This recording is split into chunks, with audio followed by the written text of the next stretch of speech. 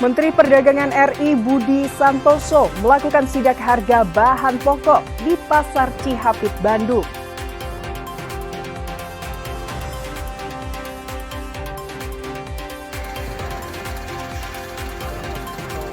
Lima orang tewas dan puluhan luka-luka dalam peristiwa kecelakaan di Tol Cipali.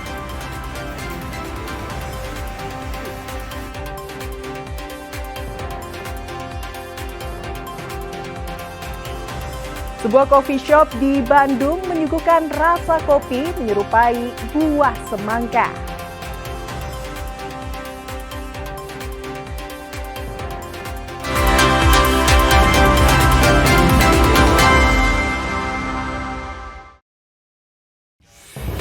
Selamat pagi saudara, selain ketiga informasi utama tadi, kami masih memiliki informasi menarik lainnya. Saya Fida Alatas akan menemani Anda dengan berita independen terpercaya. Kita simak Kompas Jabar sepekan selengkapnya.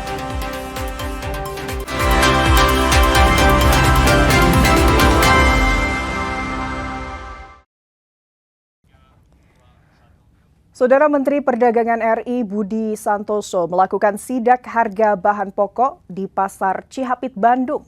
Menurut Budi Santoso, walaupun ada kenaikan, namun harga masih relatif terkendali.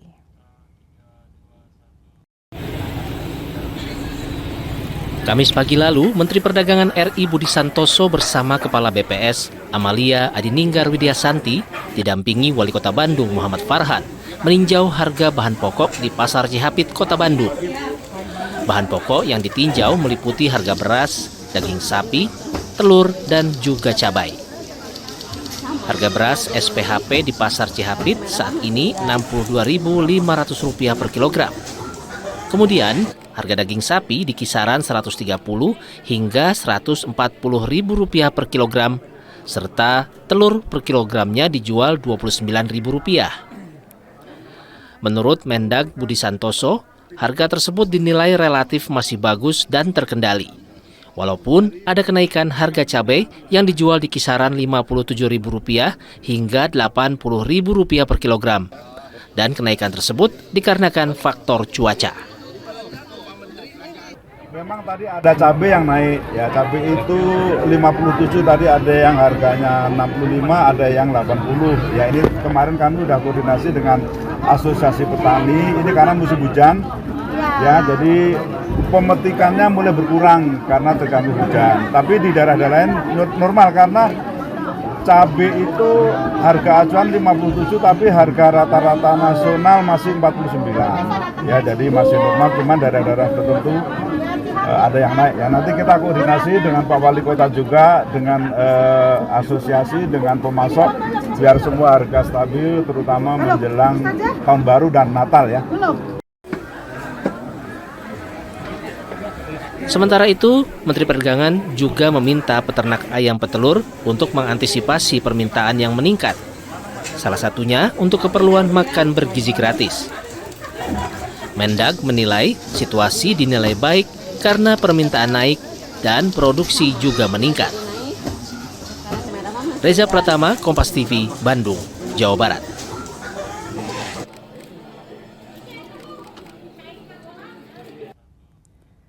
Banjir merendam ratusan rumah di Desa Karangligar, Karawang, Rabu sore.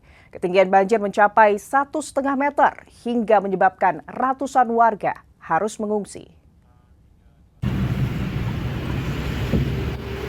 Hujan deras yang terjadi pada Selasa siang hingga malam yang terjadi di wilayah Kabupaten Karawang dan sekitarnya menyebabkan Sungai Citarum dan Sungai Cibeet meluap.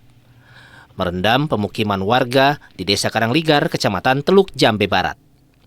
Berdasarkan data BPBD Kabupaten Karawang, total rumah yang terendam mencapai 140 rumah dengan total jiwa terdampak mencapai 640 jiwa. Saat ini warga mengungsi ke sejumlah tempat aman. Ketinggian air. Ada sepinggang orang dewasa, Pak. Sepinggang orang dewasa. Terus sekarang mau kemana ke sana? Mau ke kontrakan bareng saudara. Oh gitu. Tapi aman di sana. Aman. Tapi kalau nyampe atap sih nyampe ke sana. Jadi alternatifnya ke kontrakan itu ya?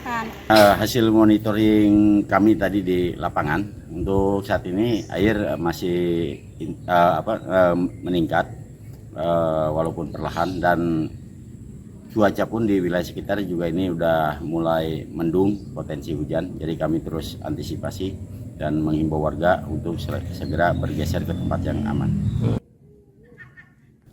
Warga saat ini menempati sejumlah tempat aman seperti masjid dan rumah warga yang tidak terendam banjir.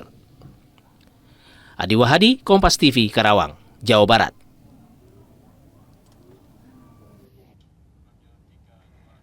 Musibah angin puting beliung menerjang Kabupaten Cirebon Senin petang.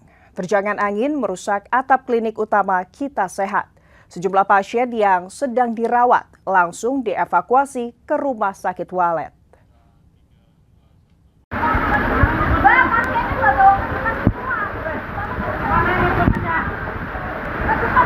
Video amatir musibah angin puting beliung yang menerjang klinik ini viral di sejumlah media sosial. Kejadian pada saat Senin petang. Video ini memperlihatkan detik-detik kepanikan pasien usai angin puting beliung menerjang sejumlah ruang rawat inap yang berisi pasien. Tampak sejumlah pasien yang berada di klinik langsung dievakuasi petugas medis. Mereka bahkan dibawa dari ruang rawat. Sebagian pasien masih di tempat tidur perawatan juga langsung dievakuasi ke Rumah Sakit Walet. Terjangan puting beliung membuat atap klinik berbahan baja ringan porak-poranda, beberapa plafon juga terlihat ambruk. Muhammad Sahri Romdon, Kompas TV, Cirebon, Jawa Barat.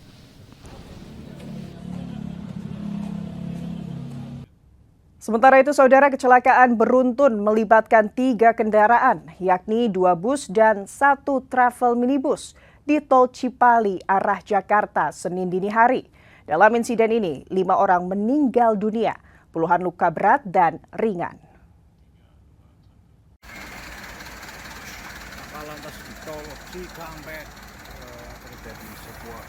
Kecelakaan beruntun ini terjadi di ruas Tol Cipali arah Jakarta, kilometer 72.500 Purwakarta, Jawa Barat, sekitar pukul 02.30 waktu Indonesia Barat.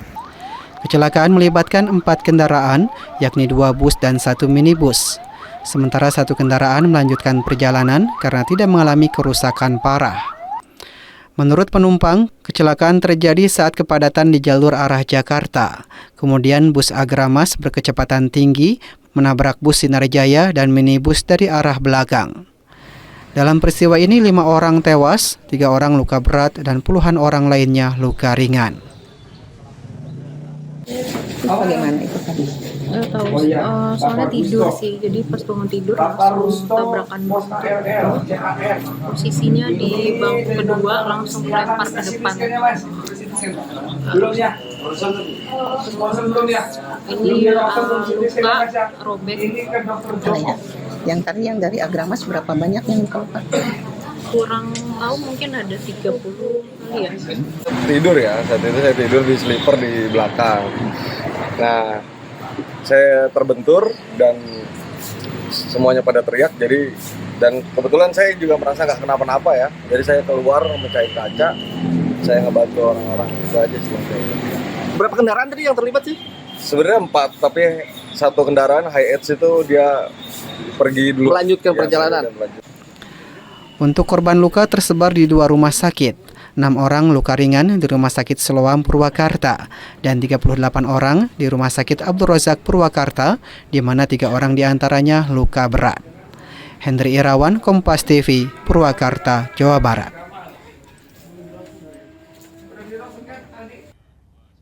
Kakek dan cucu di Kota Tasikmalaya tewas tertabrak kereta api saat melintas di perlintasan tak berpalang pintu. Kedua jenazah langsung dievakuasi tim Inafis Polres Tasikmalaya Kota menuju Rumah Sakit Dr. Soekarjo, Tasikmalaya. 2 orang kakek dan cucu tewas tertabrak kereta api di perlintasan tak berpalang pintu, tepatnya di Kelurahan Awipari, Kecamatan Ciberem, Kota Tasikmalaya, Minggu siang. Korban diketahui bernama Uun, warga asal Kelurahan Kecamatan Indihiang, Kota Tasikmalaya, dan cucunya bernama Idraki, usia 9 tahun, warga Cicirug, Kelurahan Cikalang, Kecamatan Tawang, Kota Tasikmalaya. Kejadian berawal saat kedua korban boncengan naik sepeda motor akan menemui saudaranya di Kelurahan Awipari Tengah, Kecamatan Ciberem. Tepatnya di Jalan Sepur Awipari, korban Uun tidak menoleh kanan kiri. Sebelumnya korban sudah diberitahu warga yang sedang berada di sawah. Namun dihiraukan korban hingga akhirnya kedua korban tertabrak kereta api. Rumah sana emang kita mau main, cuman orang tua sama anak saya duluan mau menjemput saudara. Ada kepentingan apa dengan saudara, Pak, rencananya? Ingin Menjemput, silaturahmi ya, Pak. Bapak tahu informasi tertabrak gimana, Pak? Dari siapa? Dari kakak saya, pas kita telepon, saya informasi ada orang yang ketabrak di sini. Saya langsung ke sini. Dari rumah itu pakai apa tuh korban, Pak? Pakai motor. Warga yang berada di lokasi langsung melapor ke Polsek Ciberem. Tak hanya itu, petugas stasiun kereta api Awipari yang berjarak 1 km langsung datang ke lokasi. Memastikan terutama laka lantas yang terjadi di pintu perlintasan Awipari yang emang pintunya tidak memakai pintu, ada laka lantas 2 orang menjadi korban, yaitu terutama bapak-bapak dan anak mungkin cucunya masih kecil yang aslinya dari Indihiyang dan akan menuju ke saudaranya di Awipari, tertempel di pintu perlintasan. Untuk data masih diselidiki oleh pihak kepolisian. Kedua jasad korban langsung dievakuasi tim Inafis Polres Tasikmalaya, kemudian dibawa menuju kamar mayat Rumah Sakit Dr. Soekarjo Tasikmalaya. Dede Ibin, Kompas TV, Tasikmalaya, Jawa Barat. Saudara, korban perdagangan manusia berhasil diselamatkan. Informasinya sesaat lagi, saudara. Tetap bersama kami di Kompas Jabar Sepekan.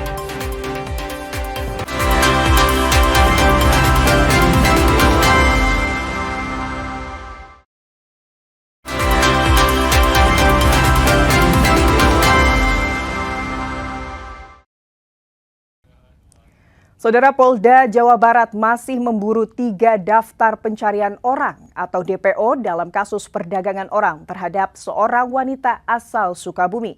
Selain memeriksa saksi, polisi telah memeriksa 2 orang pelaku yang sudah ditangkap.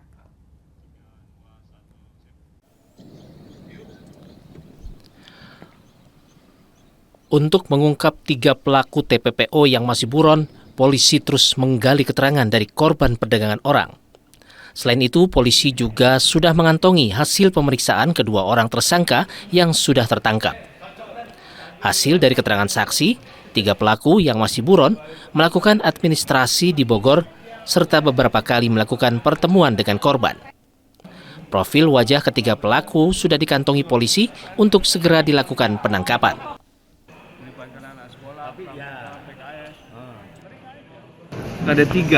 Ada tiga orang ya, di mana yang memberikan yang melakukan perkawinan secara administrasi di Bogor itu, kemudian yang menyampaikan pertemuan, mengakomodir pertemuan Reni dengan saudara CTT yang dari Guangzhou, Cina sana itu yang bersangkutan. Nah, ini sedang dalam tahap pencarian, dan dengan keterangan ini dan juga profil wajah yang disampaikan oleh saudara saksi ini nanti akan kita jadikan bahan tambahan untuk bisa menangkap dari pelaku ini. Korban perdagangan orang wanita asal Sukabumi berinisial RR akhirnya kembali ke Indonesia. Wanita muda ini dijual untuk menjadi istri warga negara Cina seharga 400 juta rupiah. Korban perdagangan orang di Cina asal Sukabumi berinisial RR kembali ke Indonesia Selasa siang. Bersama dengan keluarganya, Reni tiba di Mapolda Jawa Barat setelah sebelumnya diamankan petugas di Konsulat Jenderal Republik Indonesia di Guangzhou, Cina. Nasib malang yang menimpa wanita muda berusia 24 tahun ini berawal saat korban mendapatkan tawaran dari kakak beradik berinisial A dan Y yang akan memperkerjakannya sebagai asisten rumah tangga di Cina dengan penghasilan antara 15 hingga 30 juta rupiah per bulan. Tiba di Cina, ternyata korban tidak bekerja sebagai asisten rumah tangga, melainkan telah sah menjadi istri dari seorang warga Cina yang sebelumnya diketahui telah mengeluarkan biaya hingga lebih dari 400 juta rupiah kepada kedua pelaku yang merupakan anggota sindikat TPPO. Merasa tertipu dengan kedua pelaku, korban yang mengajukan cerai kepada TTC selanjutnya melaporkan peristiwa kepada BP2MI yang selanjutnya berkoordinasi dengan Polda Jawa Barat meringkus 2 dari total 4 pelaku TPPO. Selain bahagia telah tiba di Indonesia dalam kondisi selamat, korban mengaku tidak mendapatkan kekerasan maupun pelecehan seksual selama berada di Cina. Bapak Konjen BEM yang sudah membantu, bahkan terima kasih dan terima kasih buat Bu Indah, Diplomat KJRI, dan terima kasih buat Kapolda. Terima kasih buat semuanya. Satu hal sih sampaikan, tidak ada pelecehan seksual dan tidak ada kekerasan fisik. Sementara Kapolda Jawa Barat Rudi Setiawan Selasa petang menghimbau agar masyarakat tidak mudah terperdaya dengan tawaran menggiurkan untuk bekerja di luar negeri yang belum jelas prosedur serta legalitas hukumnya. Rekan-rekan semua sudah mengetahui bahwa Reni ini telah diperdaya oleh seseorang yang sekarang sudah jadi tersangka di Polda Jabar. Kemudian Reni diserahkan kepada seseorang di negeri Cina sana, di Guangzhou, di Fujian, ya, di sebuah desa. Konsuler KJRI Indah Mekawati, sejak adanya pemberitaan terkait korban Reni, pihaknya segera menghubungi kepolisian setempat di Guangzhou untuk memastikan keselamatan korban hingga akhirnya Reni dapat diselamatkan. KJRI Guangzhou sudah mulai mengikuti sejak awal dari cerita dari pemberitaan ini, Pak. Jadi kami sudah memonitor dan kami langsung pertama yang kami lakukan adalah menghubungi polisi setempat, polisi Tokyo, polisi Public Security Bureau-nya Provinsi Fujian. Dan kami lakukan seperti biasa, protokolnya adalah meminta polisi untuk segera melacak, melokasikan di mana kondisi warga kita dan memastikan keselamatan. Polisi masih memburu seorang warga negara asing dan 2 WNI yang berperan sebagai perantara dan pembuat dokumen palsu. Sementara kedua pelaku yang telah ditangkap dikenakan pasal 4 Undang-Undang Republik Indonesia Nomor 21 Tahun 2007 tentang tindak pidana perdagangan orang dengan ancaman hukuman maksimal 15 tahun penjara. Andri Iskandar, Kompas TV, Bandung, Jawa Barat.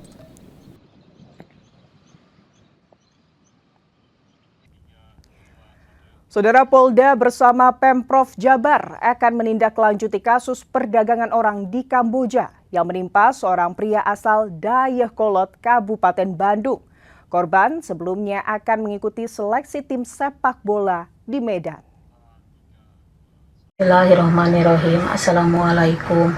Bapak Haji Dedi Mulyadi, Bapak Kapolri, Bapak Listio Sigit, Bapak Ibu Dinas Sosial, Bapak Ibu KBRI.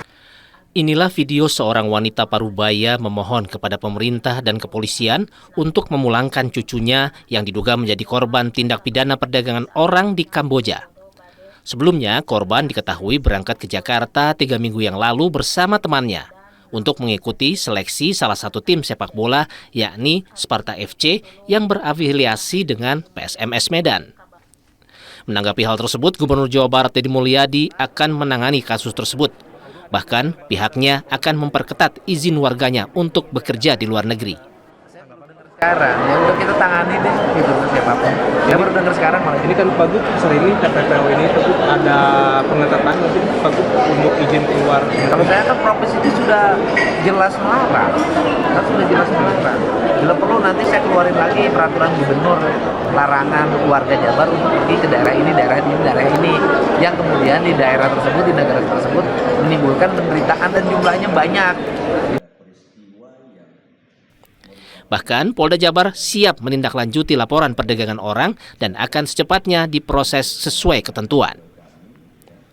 Formal-formal lisan saja ini cukup kami respon. Kita juga punya lembaga-lembaga lain juga, ada DP3, terus ada imigrasi, semuanya ada Kementerian Luar Negeri. Ya, ini senantiasa pasti akan merespon semua keluhan atau dugaan adanya perdagangan. Nanti kami tindak lanjuti ya. Kasus perdagangan manusia kini tengah menjadi sorotan Pemprov Jabar dan Polda Jabar. Masyarakat diimbau untuk waspada dan tidak mudah tergoda. Sunandar, Kompas TV, Bandung, Jawa Barat. Saudara, sebuah coffee shop di Bandung menyuguhkan rasa kopi menyerupai buah semangka. Informasi selengkapnya kami hadirkan usai jeda.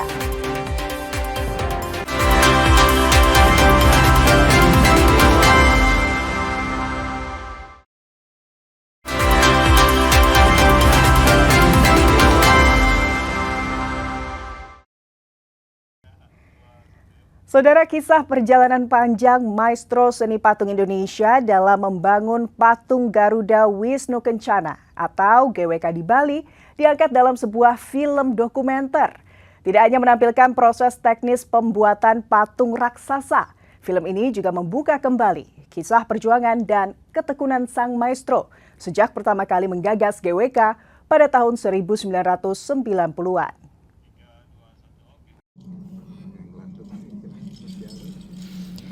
Film dokumenter berjudul Sculpting the Giant membuka kembali kisah perjuangan dan ketekunan sang maestro seni patung Indonesia Nyoman Nuarta sejak pertama kali menggagas GWK pada tahun 1990-an.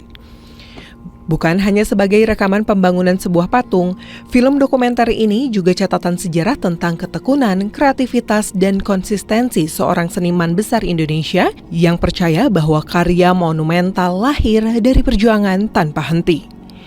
Film dokumenter ini dibuat selama 7 tahun, bermula dari permintaan untuk membuat dokumentasi proses pembangunan patung Garuda Wisnu Kencana atau GWK.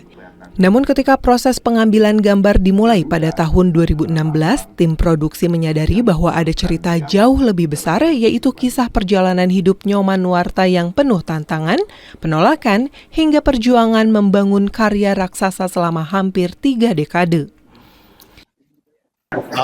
Jadi awalnya pembuatan film ini ketika kami diminta untuk membuat dokumentasi pembuatan patung. Lalu ketika kita menjalankan kegiatan itu di 2016, kita menyadari kalau kayaknya ada cerita lebih dalam di balik pembuatan patung ini, yaitu cerita perjuangan pematungnya Pak Nyoman Nuarta. Jadi di situ kami mulai mencoba meramu cerita bagaimana membungkus perjalanan 28 tahun ini, bukan hanya dari 2016 tapi juga dari awal perjalanannya di tahun 90-an itu. Penayangan film dokumenter yang berlangsung di salah satu bioskop di Kota Bandung ini menjadi perhatian besar dari penonton. Beberapa di antaranya menilai film ini mampu memberi sudut pandang baru tentang karya seni monumental Nyoman Nuarta.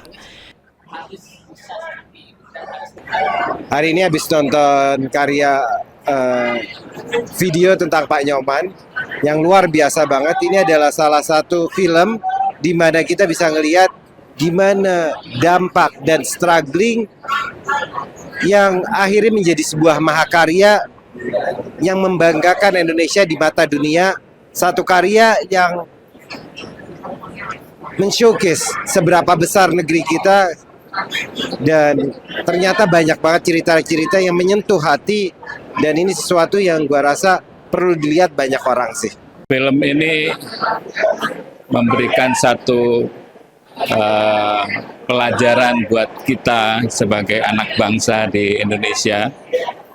Ada seorang seniman besar yang juga lahir di daerah-daerah sawah, bermain di sungai waktu kecilnya, tetapi bisa punya mimpi besar untuk berkarya besar untuk bangsa ini.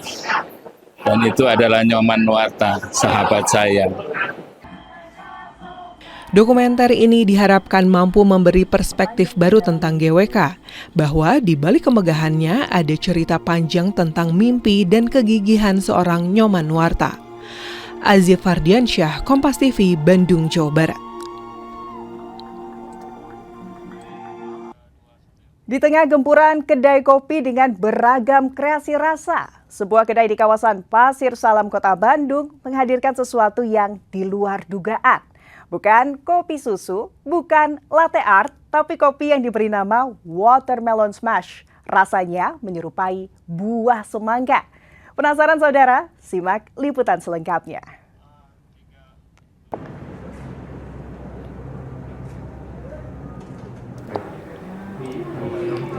Di tengah ramainya industri kopi specialty di Kota Bandung, sebuah kedai kopi di kawasan Pasir Salam menarik perhatian pecinta kopi dengan sebuah menu unik bernama Watermelon Smash. Menu ini menjadi salah satu bestseller di Fugol Coffee karena menawarkan sensasi rasa yang tak biasa, manis, bersih, dan menyerupai potongan buah semangka. Namanya Watermelon Smash. Menu ini menjadi magnet baru bagi pecinta kopi, juga mereka yang baru mulai belajar mengenai dunia perkopian. Dalam dunia kopi, menemukan karakter rasa seperti buah semangka bukanlah hal yang sehari-hari ditemui. Kopi ini tahun 2019, dan waktu itu kita merasakan kenapa ketika kita minum kopi ini ada sensasi seperti makan buah semangka. Rasa yang manis, berair, bersih. Dan mulai saat itu kita memikirkan brand apa yang baik untuk nama si kopi kita ini. Dan ketika akhirnya kita ketemu nama Watermelon Smash, ternyata nama tersebut menjadi berkah. Tidak hanya penikmat kopi berpengalaman, para pemula pun punya cerita mereka sendiri saat mencoba menu ini untuk pertama kalinya. Jujur sih, saya pribadi tuh baru banget lah, masih pemula lah, masih awam tentang kopi. Cuman dengan yang watermelon ini, kalau saya pribadi sebagai pemula gitu ya, merasa nyaman banget gitu di mulut gitu, dan bisa diterima gitu untuk kita yang masih awal-awal mau coba kopi gitu, tanpa gula, tanpa creamer, tanpa susu. Bahkan, Syasha, pengunjung dari Malaysia, merasakan sesuatu yang berbeda sejak tegukan pertama. Sebenarnya tadi yang karena saya baru rasa itu baru dua suap kan, jadi ini saya rasa macam first thing first yang saya rasa itu acidity-nya tinggi lah, lebih daripada apa yang saya biasa, dan memang terasa fruity-nya tu memang kuat lah bagi saya. Kini Watermelon Smash bisa dinikmati di kedai Fugol Coffee atau dibeli lewat marketplace dengan harga yang masih terjangkau. Dari Bandung, secangkir kopi mengajarkan bahwa rasa bisa membawa cerita. Dan kadang, kejutan sederhana dalam tegukan pertama bisa menjadi pintu bagi lahirnya inovasi baru. Inilah Watermelon Smash semangka dalam rupa kopi dari Fugol Coffee. Aziz Fardiansyah, Kompas TV, Bandung, Jawa Barat. Saudara, dengan berakhirnya informasi tadi sekaligus mengakhiri Kompas Jabar Sepekan episode hari ini. Saya Fida Alatas beserta kru yang bertugas mengucapkan terima kasih dan sampai jumpa.